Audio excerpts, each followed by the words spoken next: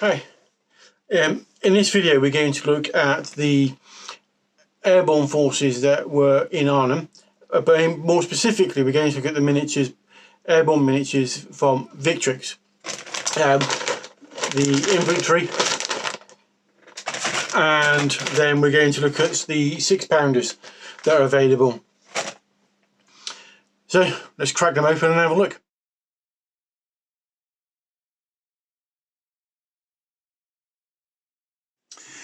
So we'll start with the carriers and the 6-pounders. So you get 6. They're 12mm or 1/144. On the back it gives you some simple instructions on how to build them.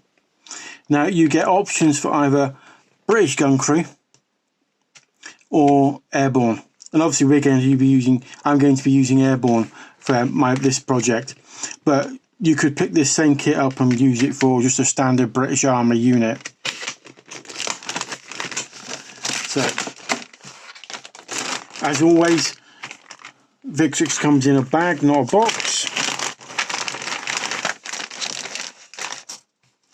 So we basically get 3 sprues of the same, plus a set of decals for various markings and what have you. So let's take one sprue.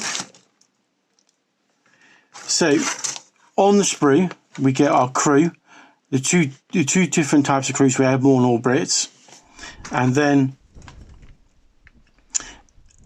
the parts that are required for the carrier and the 6-pounder. So we get the carrier parts here, look,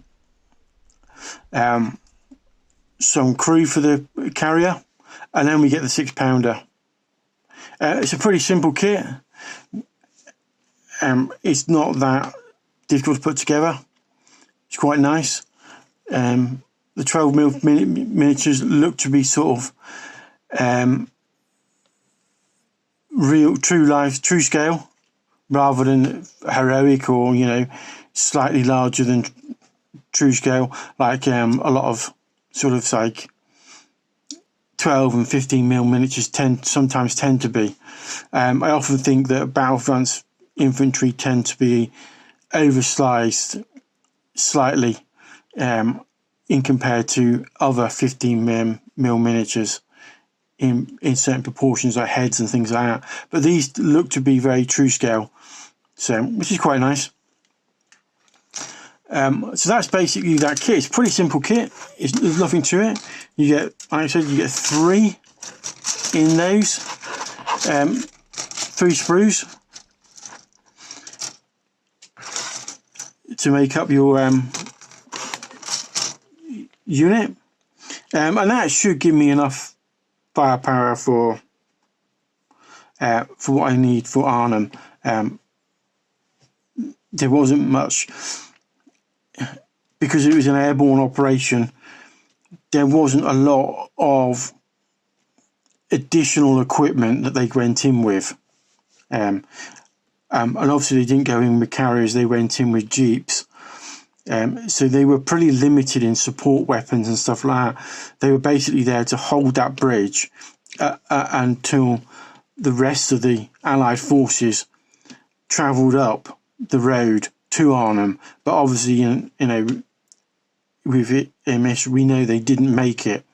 They got almost there. And there's a good film, for those who haven't seen it, there's a good film that looks at this particular campaign, Operation Market Garden, and Arnhem in particular, and it's called a Bridge Too Far. I think it was produced in the 60s or 70s. It's a pretty good film. And I think it's available on, I think, either Netflix or Amazon. I know, and it's possibly on YouTube as well, either for rental or possibly for free. You just have to look at, but it is available to watch online anyway. Streaming services, various streaming services.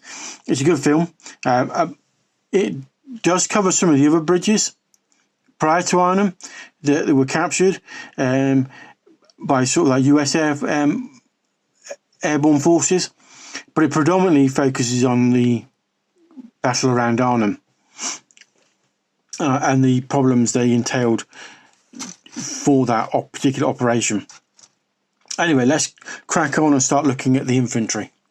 British Airborne Infantry. You get 180 miniatures, 12mm, 144. They are one-piece miniatures, so there aren't any instructions on the back, but it does give you a list of what you actually get in the set. So you get 12 Bren gun carriers, you get 2-inch and 3-inch mortar teams, Piats, Panzerschrecks, radio operators, officers, obviously ammo, riflemen, snipers, Sten gunners, flamethrowers, spotters, and Vickers teams. So you get in this one set, you get your basic infantry plus support weapons for airborne infantry support weapons, such as the mortar teams and the Piats and the heavy machine guns, the Vickers. Let's get this open and closer look.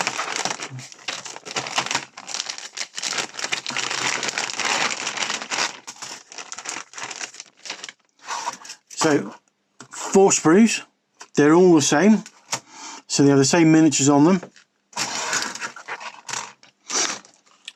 So on the sprue we have our Piats, our Vickers teams, our standard riflemen, Bren gun operators, our snipers, officers. Now, this particular officer is actually pretty much played by Sean Connery. It's pretty Sean Connery in 12mm from Bridge Too Far. And you've got, I can't remember his name now. This particular officer exists. He did carry an umbrella. I'll try and get his name. And he carried an umbrella. Apparently, one of the reasons why he said he carried an umbrella was because sometimes he could never remember the passwords. And he said, and there's no way a German would be wandering around with an umbrella, so that would be his safety, basically a safety net for those, so he wouldn't get shot by his own side. Yeah, there was quite a few British officers during World War II that you could honestly call quite eccentric. There was the guy that went into battle with a Highland broadsword and a bow and arrow, and I think he was the last person to kill an enemy soldier with a bow and arrow in wartime. So you get 4 sets, and like I said, these are quite nice. They're pretty much true scale. A good selection of infantry. I mean, you get quite a lot in this pack. I probably won't get another. I think I've probably got enough for what I want, but 2 sets of these and that should be more than enough for an infantry based airborne army. And then add some 6-pounders, some jeeps, and a few other bits and bobs, and you've got a good small airborne force.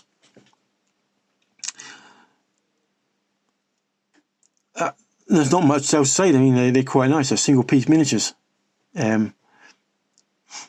not too small. I think these will be some of the smallest. I've painted 10mm, but these feel smaller because they're not heroic scale.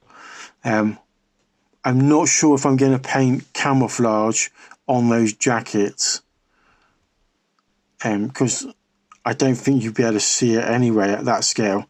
So I might be able to get away with just painting them green with some dabs of brown and black on them here and there. Anyway, that's all for now. Let's crack on. Now, the Battle of Arnhem was a pivotal part of the operation of Market Garden in September 1944. It's remembered as one of the most audacious and probably tragic engagements of the Second World War. British 1st Airborne Division, along with elements of the Polish 1st Independent Parachute Brigade, parachuted behind what are essentially enemy lines to try and capture the key bridges in and around Arnhem. And the aim was to pave the way for Allied advance into Germany. Now, despite the bravery and strategic significance, the operation culminated in a desperate fight for survival. And basically, they were only meant to capture and hold that area for a short period of time. But the problem was that the Allied forces coming up towards Arnhem couldn't get to Arnhem in time, and so then it became a bit of a tragic loss. A lot of soldiers died and were captured. Now, that figure I said before, that was played by Sean Connery, well, that was Major General Roy Urquhart, and he was at the helm of the 1st Airborne Division. He was a commander whose leadership and determination under pretty extraordinary pressure became the backbone of the Arnhem resistance. Despite being cut off from his men for much of the battle due to communication breakdowns and chaos of combat, Urquhart's resolve never really wavered. His presence and decisions were crucial in maintaining morale and orchestrating the division's defensive efforts, making him quite a central figure in the battle's narrative. Now, the other officer I pointed out, the one with the umbrella, now that was Major Digby Tatham-Warter. Digby Tatham-Warter was of the 2nd Battalion Parachute Regiment, and he became one of the most colourful and more memorable characters from Arnhem. He was known for his distinctive attire, and he often could be seen carrying that umbrella into battle, and was often wearing a bowler hat. But he was more than just one of these, unique, eccentric figures. He was really quite a fearless leader.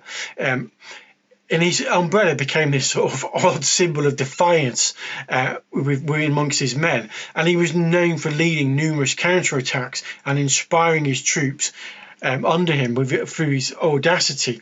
His leadership was pretty much instrumental in the prolonged defence of their positions, and his actions and eccentricity left quite an impression on both his comrades and the men that served under him. So those are the 12mm. We've looked at the 12mm figures that I'm planning to use. I've still got to get some 15mm, and I'm kind of looking at Plastic Soldier Company for those, because they do two sets. They do the infantry and then they do support weapons, and they're quite nice miniatures. So I'm probably going to get those, and then we'll do an unboxing and look at those at a later date. But these are the 12mm from Victrix. They're quite nice. They're one piece. They're all one piece miniatures, but probably due to the size of the fact of them being 12mm. They're nicely sculpted. It's great that you actually get two of the essential characters, leaders within the airborne forces as miniatures. The only problem is that Digby character, I kind of feel that you can only use one of him. And even though there's one on every sprue, it will look a bit odd to use him more than once. Now, the Urquhart character, you could probably get away with using him as just a general officer. But I'm probably going to use one and then somehow try and find other officers, because I don't want three. Look, three officers look the same, and one of them is Major Urquhart, and there's two that look like him. I'm not quite keen on that one. So I'm probably going to use one of those each for those particular characters. Now, we're going to look at the troops and the other characters within Arnhem that were quite infamous during that battle, in another video and more in depth.